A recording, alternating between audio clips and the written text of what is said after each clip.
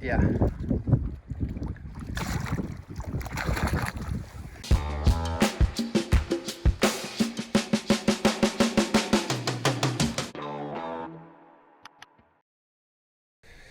Here's the situation. I've fished for the last, I don't know, 8 or 9 days. I have one day off, and in a couple of hours, I'm leaving to go to Galveston to fish the last stop of a redfish tournament I've been in all year. The wife cooked enchiladas last night, and for a blonde-headed white girl, boy, she can cook some enchiladas. They're good. But she said, "You do the dishes before you go play with your friends." And me being the procrastinator that I am, I didn't go do it last night, so now I need to do it today. I don't have time to do it today because I am in here cutting a video for you guys for the week. So pray for me. I'm putting my life on the line for you guys to have a video this week. The video this week, it just popped in my head while I was fishing, and it's how to catch more fish, but it's not use this lure, use this gear, fish this spot. It's not any of that. It is something that it takes years to figure out, and once you figure it out, is how did I not do that?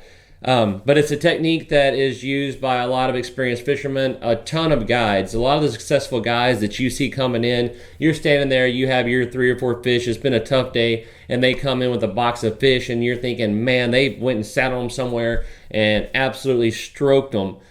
Not always true. So we're going to get to that. We're going to get to how they do that. It's techniques that I use, and it's really going to help you out, for the overall big picture of your day.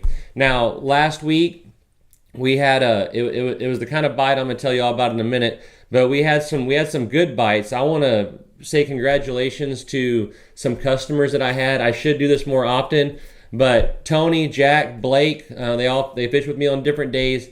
They had some big fish. The first big fish of the week was Tony. It was a great fish, released, all the good stuff. Then the second one came from Jack. Now, Jack had this white hat on that had the Minnesota College logo on it. And, I told him, I said, that reminds me of that show Coach. And Jack looked at me and said, "What's that?" I just got old. I'm like, come on, man. Craig Nelson, Jerry Van Dyke, like one of the best shows that there is. Hey, what is that? But he did tell me he would go check it out. So congrats to Jack. Good luck up there in Minnesota. It was a pleasure having you on my boat. And then Blake, he caught a fish that it was bigger than Jack's by a bit. Not much, but enough that Blake got to talk a little bit of trash. And then I caught a nice fish. I finally got to be in a picture, but I can't prove it because my face isn't there. But if you look at the picture, you know that I always wear my Grundon shirt. Let's kick over real quick. Summertime, it's hot. Man, these Grundon sun shirts, they are the bomb. They're a real light, breathable material. They've got these vents all in them, all up the arms. The arms are cut long enough that whenever my arms reach out, it stays covered. They have a great hood on them. The hood's got a smaller opening and doesn't blow off. Love it. Anglers Anonymous has them. Go get them. Good stuff. Now, here's what I'm getting to. Here's the point. And I got to make this video quick. Might have to try to get those dishes washed. But in the summertime, especially in August, or really just about any time, but right now, what I'm finding when I'm drifting is the fish are really grouped up. So I've been fishing areas. Some of them I have to make some really long drifts on, right? And you're drifting along and boop, you catch a fish. Maybe you and a customer catch a fish, and you take them off, measure them, do whatever you want to do, and then, just keep drifting, off into the abyss. That works sometimes, but whenever you find yourself on a slow bite and you catch those 1 or 2 fish, usually I'll give it another 200 or 300 yards, and then I'm going to circle back around and set my drift up to run right on or within 10 or 20 yards of where those fish were caught at. Because quite often there's a little piece of structure, there's something there that those fish are on, and you can come back to them and catch them again.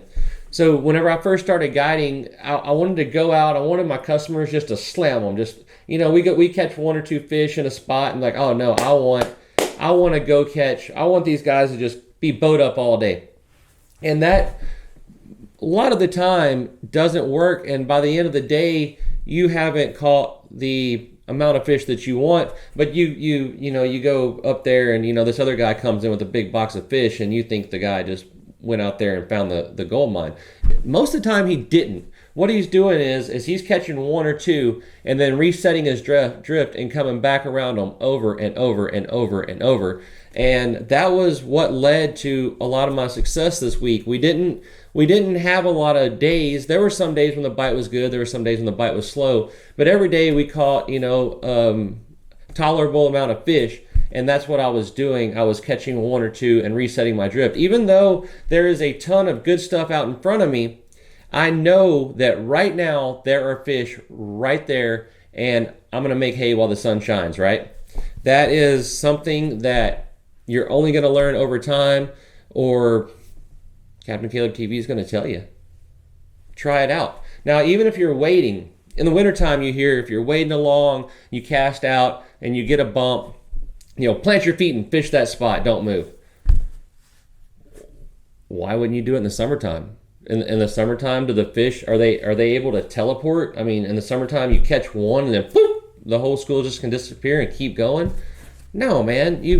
If there's fish there, there's fish there. If you get a bump, give it 10 or 15 minutes. Now, that school might have moved on. They might have not. If you're fishing somewhere, especially if it's a long depression or a long sandbar, there's something linear out in front of you, then often the fish are either moving up and down it or there's multiple groups coming past. So if you catch one and then 5 minutes later don't catch one, don't walk off just yet. Unless you want to, unless you like to, go out there and get your exercise. Don't walk off just yet. Give that spot a shot to bring you more fish.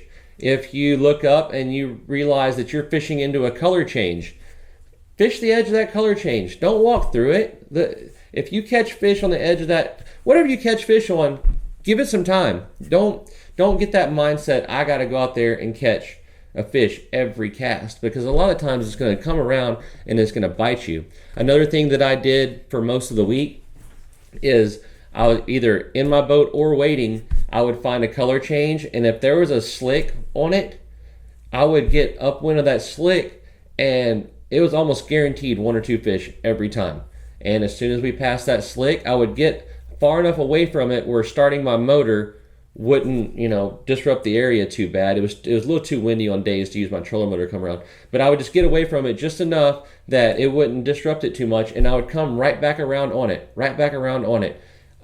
In the summertime, in the fall, whenever the fish are, a lot more scattered out, well, then the long drifts work. And I'm not saying they don't work right now. I'm just, my point is whenever you catch one or two, if the day is overall slow, get back to where those one or two were.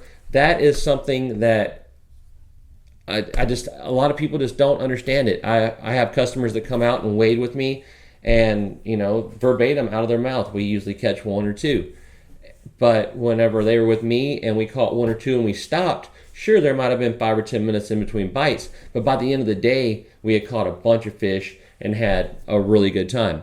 So I think that I need to get those enchiladas cleaned up. Hey, if you haven't subscribed, please subscribe. Somebody asked me yesterday, hey, I watch all your stuff. Does it help you if I subscribe? Yes, it does. Please hit the subscribe button. Helps a lot. I'm going to try to wash some dishes, get the boat loaded, get to Galveston, hold the Wolves off for the championship of this Rubber Lips Roundup, and we will catch you on the next one.